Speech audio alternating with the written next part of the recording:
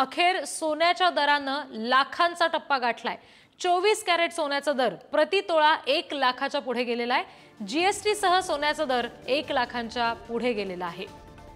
मागच्या अनेक दिवसापासून जी चर्चा होती, सर्वसामान्यांच्या मनात काहीशी भीती होती की सोनं 1 लाखाच्या पुढे जाईल, महाग होईल, आणि अखेर जीएसटी सह सोन्याचा दर आता 1 लाखाच्या पुढे गेलेला आहे।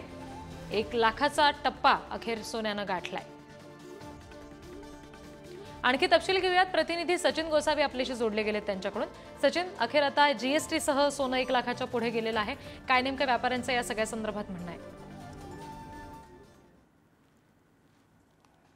या चांदीच्या दरात ही भाववाढ सुरू आहे।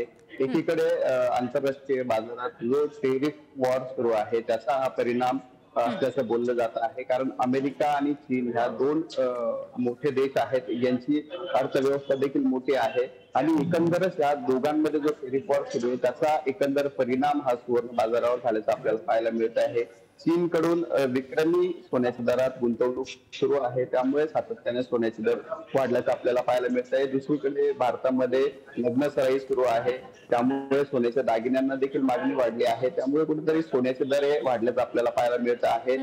एकंदरच वर्षभरामध्ये आपण जर बघितलं तर सोन्याच्या दरात तब्बल 30 ते 40 हजारांनी वाढ झालेली आहे आणि ही विक्रमी वाढ आहे। त्यामुळे गुंतवणूकदारांचा जो कल आहे तो सोन्या चांदीकडे वळलेला आपल्याला पाहायला मिळतोय। आज जर आपण बघितलं तर कमोडिटी मार्केटमध्ये मोठ्या प्रमाणावर उलथापालट सुरू आहे, त्यामुळे सातत्याने सोन्याचे दर वाढत आहे। आज जर आपण जळगावात बघितलं तर सोन्याचे दर हे लाखाच्या उंबरठ्यावर आल्याचं आपल्याला पाहायला मिळत आहे। आज देखील 1000 रुपयांनी सोन्याच्या दरात वाढ झाली आहे। चांदी देखील 1 लाखाच्या पार गेल्याचं आपल्याला पाहायला मिळत आहे।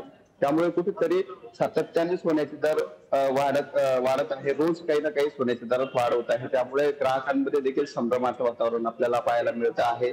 एकदा दर स्थिर झाल्यानंतर ग्राहक जास्तीत जास्त सोने खरेदी करण्यासाठी निघतील असं एक वातावरण आपल्याला सुवर्ण बाजारात दिसतंय आणि त्यामुळे सुवर्ण बाजारावर याचा परिणाम आपल्याला पाहायला मिळतोय आणि कुठेतरी ग्राहक देखील नाराज असल्याचं आपल्याला पाहायला मिळतं। जी, धन्यवाद सगळ्या तपशिलांसाठी।